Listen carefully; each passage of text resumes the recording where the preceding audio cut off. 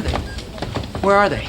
E nessa primeira parte, o Chandler vai estar bastante ansioso, perguntando Where are they? Onde estão eles? This is nice. We never do anything just the two of us. E a Phoebe já vai responder logo em seguida. This is nice. Isso é legal. We never do anything. Em tradução literal, esse anything vai significar qualquer coisa. Podemos traduzir como nada, né? Nós nunca fazemos nada. Just the two of us. Vai ser uma expressão em inglês utilizada para quando duas pessoas estiverem juntas e não tem mais ninguém no cômodo, ou seja, só nós dois. Great. Maybe tomorrow we can rent a car, run over some puppies. It's great. É ótimo, é perfeito. Maybe tomorrow, talvez amanhã, we can rent a car. Nós podemos alugar um carro and run over some puppies. E atropelar alguns cachorrinhos. Ew, I don't want to do that. I don't wanna do that. Percebam que aqui nós temos duas contrações. I do not vira I don't e want to vai virar wanna. E a tradução vai ficar, eu não quero fazer isso. Here we go. Here we go. Aqui vamos nós. Você vai estar utilizando essa expressão quando algo irritante ou estressante está prestes a acontecer, que é o caso do Chandler. Ele vai passar por um breakup. Okay, have a good breakup. Ah, e eu já ia esquecendo de falar pra vocês. Breakup vai significar término de relacionamento. Ok, have a good breakup. Ok, tem um bom término de relacionamento. Oh my God, I am so glad you called me. Oh my God. Oh meu Deus. I am so glad you called me. Eu tô tão feliz que você me chamou. Notem, pessoal, que essa palavra called me vai ser usada como chamada, mas pode ser tanto chamada telefônica quanto chamada de você chamar a pessoa com a voz. Gramaticamente falando, a gente vai ter aqui uma palavra polissêmica, que vai ter mais de um significado. Ah, mas como que eu vou saber qual é qual? Você vai saber pelo contexto. I had the most supremely awful day.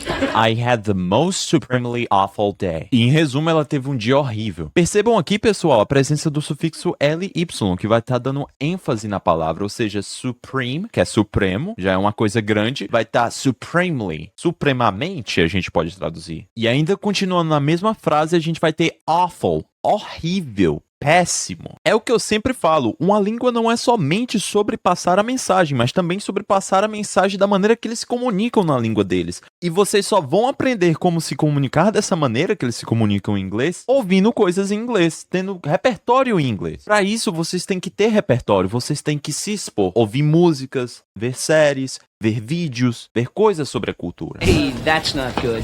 Em continuação, temos Hey, that's not good. Isso não é bom. Can I get an espresso and a latte over here, please? Can I get an espresso and a latte over here, please? Can I get? Eu posso ter an espresso. Percebam que não é a espresso, é an espresso. Regrinha bem básica da língua inglesa. A gente vai adicionar um N antes das palavras que começam com som de vogal. E é claro que eu tô falando dos artigos. E isso vai ocorrer justamente para facilitar a pronúncia e evitar a junção dos dois sons vocálicos, que é an espresso. Ao invés de ficar a espresso, vai ficar an espresso. An apple, an orange, an hour. Por isso que eu falei pra vocês sobre os sons, e não sobre as vogais em si. An hour. Embora a letra vá começar com H, ela é muda. Então a palavra é pronunciada com som de vogal. An hour. Continuando a cena, temos and a latte over here, please. E um latte aqui, por favor.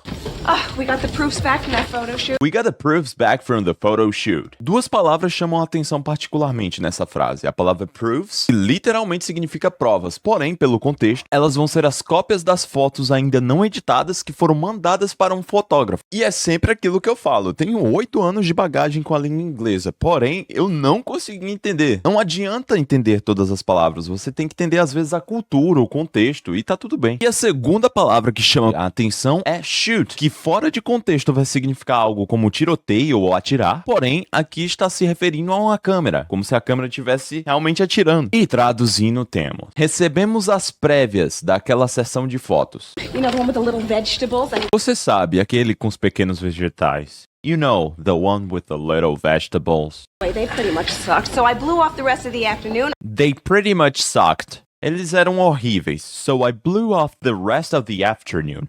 Blew off fica aqui como explodir, mas de gastar mesmo. Eu gastei o resto da minha tarde. Eu tenho uma curiosidade bastante interessante sobre a palavra afternoon. É uma palavra composta que vai significar after, depois, noon, meio-dia, depois do meio-dia, afternoon. I went shopping and... Nós brasileiros geralmente associamos a palavra shopping com o shopping em si, que a gente vai lá e faz as compras. Mas não, para eles esse é o mall, o shopping mall. Shopping é o verbo to shop, ou seja, comprar. E o mall vai ser o centro comercial fechado, com várias lojas, restaurantes, cinema. Lembra que eu falei para vocês sobre o verbo to shop, que é comprar? Então aqui nós vamos ter ele na forma contínua, shopping. I went shopping. Eu fui de compras, eu fui fazer compras. I got you. I got you. Eu consegui para você, eu comprei para você. I'm looking. I'm looking. Eu estou procurando. O verbo to look significa olhar. Então, eu estou olhando, eu estou procurando.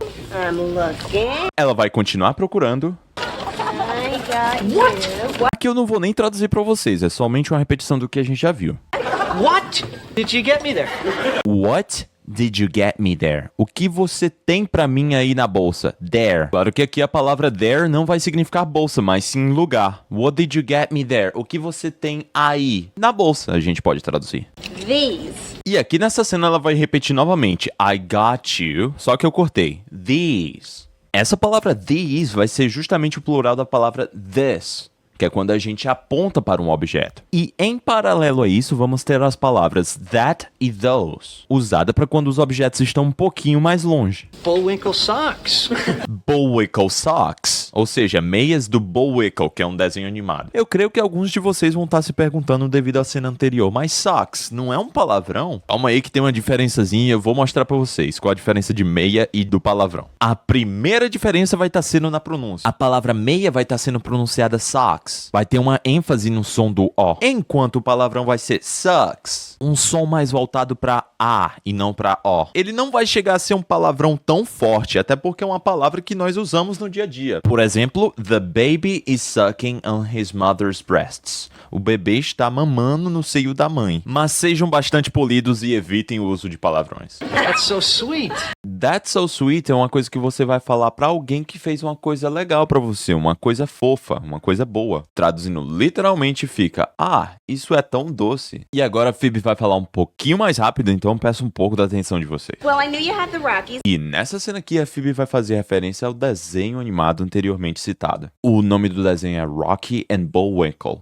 E o desenho vai ter como personagens principais um alce e um esquilo voador. Vocês precisam saber disso pra entender mais ou menos a cena. Well, I knew you had the Rockies. Bem, eu sabia que você tinha a meia do Rocky. And so I figured, you could wear. Vamos analisar isso daqui um pouquinho mais a profundo e devagar. And so I figured. E então eu imaginei. You know, é uma expressão que você vai usar bastante na língua inglesa. Eles usam bastante como gíria, como tá ligado, ou então só pra confirmar alguma coisa que eles estão falando. Nós usamos isso em português também, mas só que em menor escala. You can wear. Você pode usar. Bullwinkle and Bullwinkle. E aqui vai ser a primeira combinação. Bullwinkle and Bullwinkle. Duas meias do Bullwinkle. E nessa próxima cena ela vai falar todas as combinações possíveis. Or you could wear Rocky and Rocky, or you can mix and match. You can wear Rocky and Rocky. Você pode usar uma do Rocky e a outra também do Rocky. Or you can mix and match. Ou você pode misturar e combinar. Moose and Squirrel.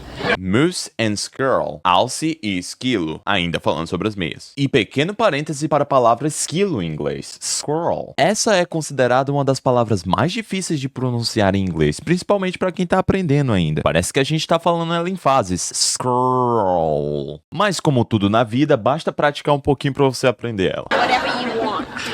E para finalizar a cena temos Whatever You Want. Tanto faz, é sua escolha, como você queira. Chegamos ao final de mais uma lição de inglês com séries. Esse vídeo aqui eu vou estar dividindo em duas partes. Essa é a primeira e a segunda vai sair na próxima semana. E se você assistiu até aqui, eu acho que o vídeo te ajudou de alguma maneira na sua aprendizagem da língua inglesa. Então, like and subscribe and wait for the other video in the next week. And don't forget to take a look at our playlist to learn a little bit of English with series. See you soon!